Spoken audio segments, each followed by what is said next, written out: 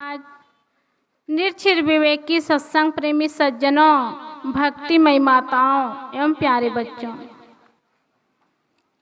अभी हम सब श्री सुशांत साहिब जी द्वारा बहुत ही सुंदर विचार श्रवण कर रहे थे। जीवन को कैसे सुंदर बनाए, सुखमय बनाए और शांतिमय बनाए। और जीवन को सुंदर बनाने के लिए, सुखमय बनाने के लिए, शांतिमय बनाने के लिए संतों के पास आते हैं, संतों की वाणी सुनते हैं और ज्ञान की गंगा में गोता लगाते हैं। और इसीलिए तो सबका महत्व है और सबका महत्व समझ करके सबका आदर करे, सम्मान करे, यही जीवन की बहुत बड़ी बात होती है। कैसे आदर सम्मान करे, किसका सम्मान करे, तो समझना चाहिए। जैसे शरीर में महत्व हृदय का होता है, आँख में महत्व पुतली का होता है सज्जनों, वैसे ही घर में, परिवार में, समाज में और देश में महत्व नारियों का है। क्योंकि घर, परिवार और समाज नारी के बिना अधूरा है। क्योंकि इसी नारी जाति से हर मनुष्य जन्म लेते हैं और माँ बनती है नारी ही, और साथी बनती है नारी ही, और बच्चे बनते हैं, बच्चियाँ बनती है नारी ही। तो पत्नी, बच्चे और माँ नारी से ही होता है और उनका सम्मान जीवन को सुंदर बनाती है, घर को सुंदर बनाती है। इसलिए नारियों की बहुत बड़ी जिम्मेदारी है। सिर्फ साड़ी पहनना, सिंदूर लगाना यही महत्व नहीं है, इसी से महत्व नहीं बढ़ता। अपने जीवन को सुंदर बनाने के लिए, सुखमय बनाने के लिए सत्संग करे, भजन करे, भक्ति करे और जीवन को सुंदर बनाने के लिए सज्जनों बच्चे को सुंदर संस्कार दे। इसी से जीवन सुंदर बनता है, सुखमय बनता है और भविष्य संस्कारित बनता है। क्योंकि आपके गोदी में जो बच्चे होते हैं ना, सिर्फ आपके बच्चे नहीं हैं, वो घर का भविष्य है और घर का भविष्य माँ के हाथ में है। और घर के भविष्य को कैसे बनाना है, नारियों को समझना है, विचार करना है और सुंदर संस्कारित बनाना है। इसलिए घर का भविष्य सुंदर बने, उससे पहले नारियों को चाहिए कि सुंदर बनाना है। क्योंकि कहते हैं ना, जैसे भोजन में सब कुछ हो, नमक ना हो तो भोजन बेकार है। हॉस्पिटल में सब कुछ हो, सिर्फ डॉक्टर ना हो तो हॉस्पिटल बेकार है। मंदिर में सब कुछ हो, सिर्फ मूर्ति ना हो तो मंदिर बेकार है। गाड़ी में सब कुछ हो, सिर्फ ब्रेक ना हो तो गाड़ी बेकार है। जीवन में सब कुछ हो, धन हो, संपत्ति हो, पुत्र, परिवार, सब कुछ हो, और मन की शांति ना हो सज्जनों तो जीवन बेकार है। इसलिए असली धन, असली संपत्ति मन की शांति है, और मन की शांति कहीं बाहर नहीं मिलेगी, आपके पास में ही है, आपके जीवन में ही है। इसलिए मन की शांति प्राप्त करने के लिए संत गुरुजनों के पास आए, सत्संग करे, भजन करे, भक्ति करे और बच्चों को सुंदर संस्कार दे।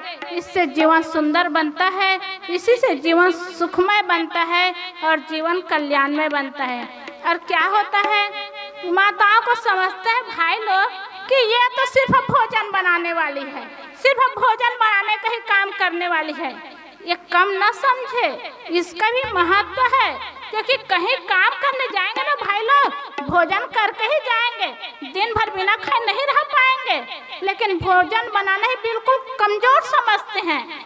कभी कभी ऐसा होता है किसी घर में ना, भाई को भोजन बनाने भी नहीं आता, बाहर का सब काम करेंगे, नौकरी करेंगे, बड़े बड़े काम करेंगे, दुकान खोलेंगे और सब काम करेंगे, लेकिन भोजन नहीं बना सकते। लेकिन अहंकार कितना रहता है, बहुत ज़्यादा।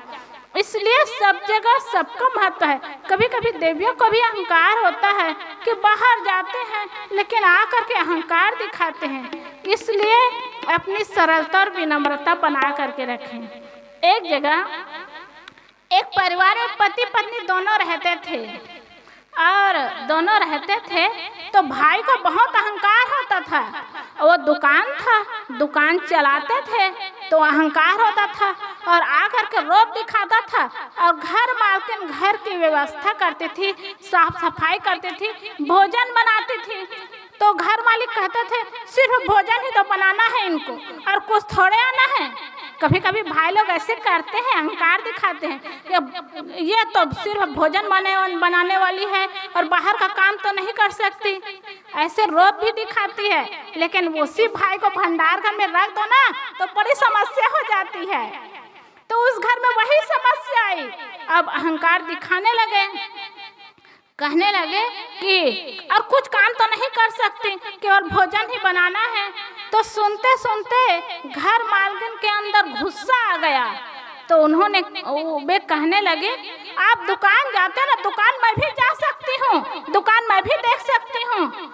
तो उनके पति को लगा कि आज ये अहंकार दिखा रही है, गुस्सा दिखा रही है, तो चलो आज इनको दुकान जाने दो। तो वो कहने लगा अरे भोजन तो मैं भी बना सकता हूँ। अब दोनों में बात होने लगी कि वो कहने लगे दुकान मैं भी देख सकती हूँ, वो कहने लगा कि भोजन मैं भी बना सकता हूँ।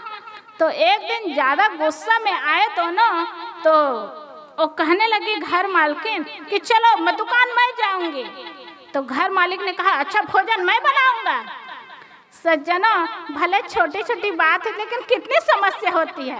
हर माताएं देखें अपने घर की बात, तो भोजन बनाने के लिए पति को कितनी समस्या हो जाएगी। और भाई लोग ये भंडार का काम करे ना तो भाई लोग को समस्या हो जाएगी। उस घर में वही हुआ। अब उसी दिन गुस्सा चढ़ा हुआ था, तो निर्णय कर लिए कि कल सुबह से मैं दुकान जाऊंगी। और वो घर मालिक कहने लगा कि कल से मैं भोजन बनाऊंगा। और सुबह होते ही घर मालकिन उठी और नहा धो के तैयार होके 10 किलोमीटर पड़ता था उनका दुकान जहाँ खुला था, तो गाड़ी से जाना पड़ता था। तो घर मालकिन गाड़ी लेकर के चली गई दुकान में, चली गई। और घर मालिक सोचने लगा अब मुझे भोजन बनाना है, नमक कहाँ है, मिर्ची कहाँ है, मुझे पता ही नहीं है, और क्या सब्जी बनाना है, चावल कितना बनाना है, वो भी समस्या उनके जीवन में कि क्या बनाना है, कैसे बनाना। कभी कभी भाई लोग तो भोजन बना लेते हैं, आजकल बाहर पढ़ने जाते हैं ना भाई लोग, तो सब बनाने सीख जाते हैं।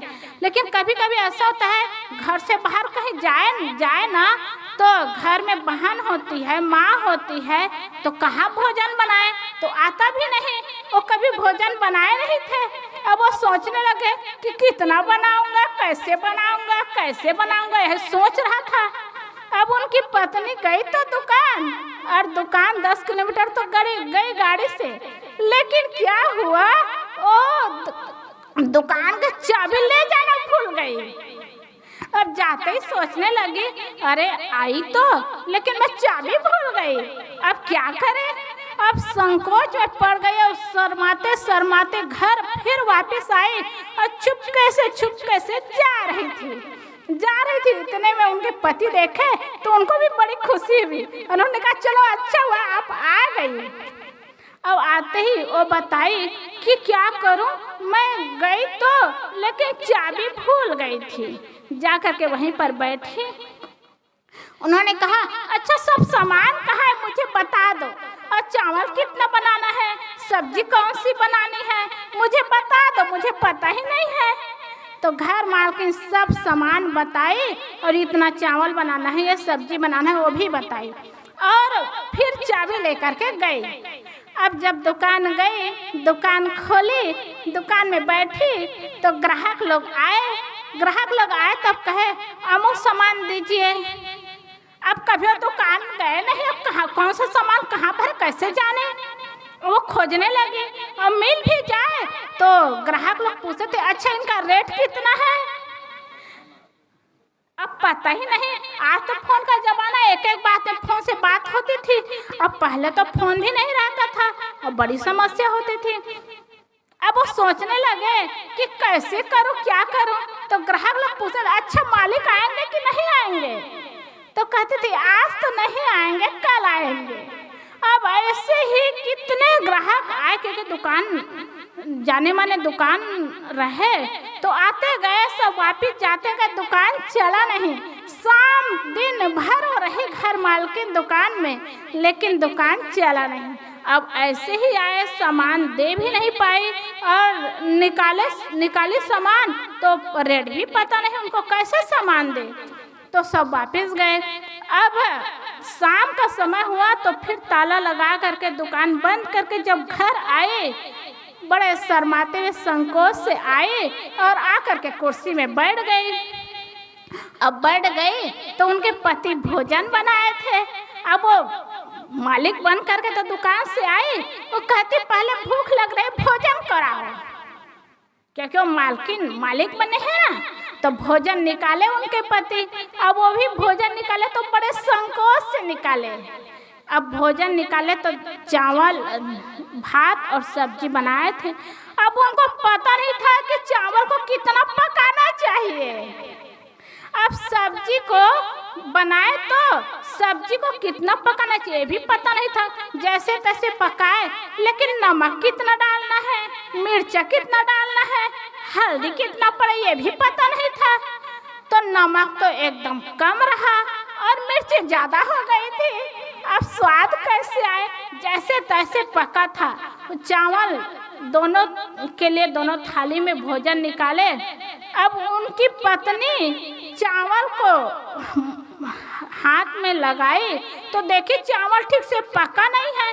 जिसको कहते हैं ना आधा पका रहे आधा न पका रहे, उसको क्या कहते हैं, चिबरी। चावल चिबरी बना था। अब वो बेचारा पक गए करके जल्दी निकाले, आधा पका था आधा पका नहीं था।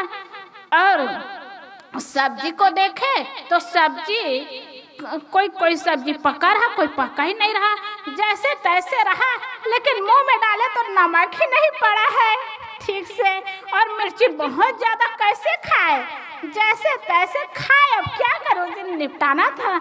अब खा करके दोनों में चर्चा हुई, दोनों बैठे और मालिक ने कहा अच्छा दुकान अच्छा चला, कैसे चला। तब मालकिन कहने लगे क्या बताऊं, दुकान में लोग तो आए लेकिन दुकान नहीं चला, मुझे रेट पता ही नहीं था, तो सब पूछने लगे मालिक कब आएंगे। अब वो भी बताने लगे कि भोजन बनाया तो, लेकिन अनुभव नहीं रहा, जानकारी नहीं रहा, तो ठीक से बना नहीं पाया। तो दोनों अपने अपनी गलती स्वीकार किए सज्जनों, और समझदारी और विवेक किए तो निश्चित है सज्जनों, ये समझदारी और विवेक होना तो छोटा काम बहुत बड़ा हो जाता है और बड़ा काम भी छोटा हो जाता है। तो पति के लिए भोजन बनाना कठिन हो गया और पत्नी के लिए दुकान चलाना भी कठिन हो गया। तो जब प्रेम रहता है ना तो बहुत बड़ा काम स्वाभाविक सहज हो जाता है, और प्रेम नहीं होता ना तो छोटा काम भी बहुत बड़ा बन जाता है। इसलिए घर में रहे, घर को चलाए तो सुंदर सहज ढंग से चलाए, ये बहुत बड़ी बात होती है। और इसीलिए घर की मालकिन जो भोजन बनाती है, घर को चलाते हैं, घर को संभालती, इतना ही नहीं बच्चे को भी संभालती है और बच्चे को भी चलाती है। इसलिए बहुत बड़ी जिम्मेदारी है। माताओं का स्थान कम नहीं है, अपने स्थान को कम न समझे, मर्यादा को कम न समझे, सुंदर सुखद और सुखमय जीवन बनाए। इसके लिए भाई लोग को भी समझना है, माताओं को भी समझना है कि जीवन सुंदर हो, सुखमय हो। संत गुरुजनों का ज्ञान ले करके हम जीवन को सुंदर बनाएं, सुखमय बनाएं, शांतिमय बनाएं, और इससे सबसे बड़ी बात है कि जीवन को संस्कारित बनाएं। क्योंकि माताओं के हाथ में, माताओं की गोद में जो बच्चे हैं ना, सिर्फ बच्चे नहीं हैं, वो घर का भविष्य है, और घर के भविष्य को सुंदर बनाना है, सुखमय बनाना है, संस्कारित बनाना है। तो खुद सुंदर बने, खुद सुखमय जीवन जिए और संस्कारित हो तो जीवन सुंदर होगा, वर्तमान सुंदर होगा और भविष्य सुखमय होगा। आप सबको बहुत बहुत शुभकामना देते हुए अपनी वाणी को विराम करती हूँ। बोलिए बोलिए सद्गुरुदेव की जय।